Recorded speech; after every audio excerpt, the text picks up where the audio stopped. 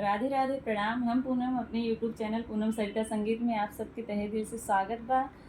आज बहुत सुंदर देशभक्ति गीत लेकर आए हैं, आप सब सुने कैसन ला कमेंट में ज़रूर बताइए। खूब सारा प्यार और आशीर्वाद बनाए रखी। अगर चैनल पर नया है ना आप सब तो हमारे परिवार से ज़रूर जुड़ जाइए। गाना कैसन ला आपन राय ज़रूर देही, वीडियो ज़्यादा से ज़्यादा शेयर करी। झंडा तिरंगा अपन शान हवे, देश के निशान हवे हो।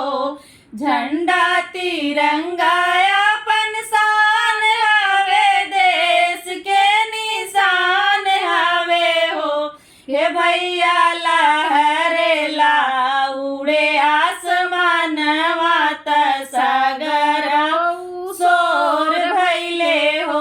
हे भैया लहरेला उड़े आसमानवा त सागर सोर भइले हो। ऊपरा केसरिया रंग सोहेला, नीचवा हरा रंग हो। हे भैया बीचवा में सोहेला चक्रवात सागर सोर भइले हो। हे भैया बीचवा में सोहेला चक्रवात सागर सोर भइले हो। हसिया पे भगत सिंह झूल गइले, कितना वीर शहीद भइले हो। हसिया पे भगत सिंह झूल गइले, कितना वीर शहीद भइले हो। हे भैया नाही झुकैली हले तिरंगा तनमवा अमर कैले हो।